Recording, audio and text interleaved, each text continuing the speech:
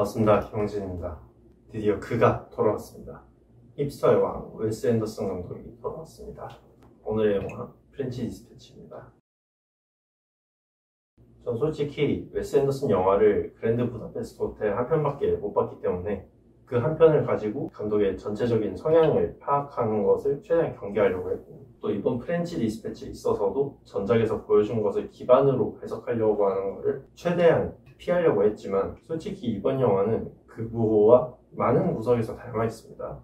나중에 확인한 거긴 하지만 이동진 평론가도 같은 얘기를 하길래 전 좀 더 자신감이 붙었습니다.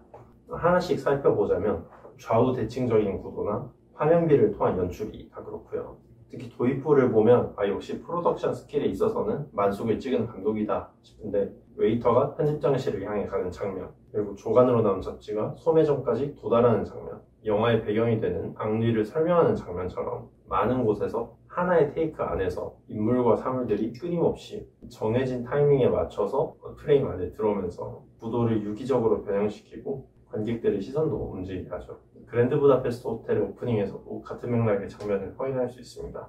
영화는 프렌치 디스패치라는 잡지를 일평생 맡아온 편집장 하위처의 죽음으로 시작됩니다. 그리고 3명의 기자가 자신의 기사 하나를 작성하던 시기의 내용이 옴니버스식으로 이어집니다. 재밌는 것은 기자 한 명이 서술하는 부분, 즉 시퀀스 안에서도 흑백 장면과 컬러 장면이 교차 편집되어 있다는 점인데, 흑백 장면은 기사 내용을 취재하던 당시의 경험을, 컬러 장면은 흑백으로 표현된 그 경험을 회상하거나 원고를 수정하고 탈고하는 등 기사 외부의 일을 묘사하고 있습니다. 그 부호에서 여러 겹의 수직적 액자식 구성을 취했다면, 그 뒤에는 여러 개의 액자를 병렬식으로 옴니버스로 나열해 놓은 것이죠. 따라서 관객 입장에서는 웨스 앤더슨이 만든 3편의 중편 영화를 몰아서 감상하는 것처럼 느끼게 되면서, 전체적인 2시간 반의 러닝타임 동안에는 독립된 저작의 모음집, 말 그대로 잡지를 읽은 것처럼 느끼게 됩니다. 그리고 화면비를 바꾸는 연출도 또 한 번 나옵니다. 기본적으로 이 작품은 전체적으로 1대 1.37의 화면비를 유지하고 있는데요. 이게 가장 극적으로 깨지는 장면이 첫 번째 기사가 끝날 무렵 로젠탈러의 그림이 공개되면서 화면비가 1대 2.35의 시네마스코프로 전환되는 순간이죠. 그리고 당시 로젠탈러의 그림을 처음 마주한 관계자는 일반적인 회화를 그릴 줄 알았는데 프레스코를 그려놨다면서 경악합니다. 프레스코는 곧 과거의 정보를 전달하는 수단이죠. 원작에 등장하는 모든 종류의 매체들 중 가장 오래전의 것입니다. 반대로 3번째 기사에서는 기사를 기고하는 로벅 라이트가 TV 토크쇼에 나오는 장면이 계속해서 등장합니다. 마지막 시퀀스에 이르러서 현재의 미디어와 과거의 미디어가 마침내 만났다는 뜻이죠. 그럼 그 사이의 2번째 기사에서는 라디오가 나오죠. 프레스코의 시대와 TV의 시대, 그 중간에 지배했던 물건입니다. 종합해보면 결국은 그 부호에서 액자식 구성의 단계에 따라 화면비를 달리했던 것처럼, 원작에서도 시간축을 따라서 묘사하고 싶은 단계가 언제인지에 따라서 화면비나 기타 상징들을 다르게 가져가는 것 같습니다. 차이가 있다면 그 부호에서의 화면비는 실제로 각 시퀀스의 배경이 되는 시대에 쓰였던 화면비인 반면에, 프리페에서는 이게 작품 내의 시대적 배경과 직접적으로 연결되어 있지 않습니다. 다만 미디어의 발전을 불연속적인 3단계로 표현하기 위해서 별개의 개념들을 추상적으로 가져다 이어붙인 것이죠. 따라서 제가 전체적으로 주제라고 느낀 건 미디어의 발전상에 수반되는 잊혀져가는 활자 매체에 대한 향수입니다. 그런 점에서 보면 앞서 말한 프레스코 장면에서 관객이 경험하게 되는 거대한 시각적 충격은 우리가 사랑하는 과거의 것을 소개합니다, 이런 의미가 있는 거겠죠. 특히 프레임 바깥으로 패닝해가면서 테이크를 이어가는 스킬이 전작에 이어서도 또 등장하는데, 이게 마치 활자책의 페이지를 넘기는 동작 같아서 원작에서는 더 큰 의미가 있지 않나 싶습니다. 또 한 가지 주목하고 싶은 건 3개의 시퀀스의 각기 다른 구성입니다.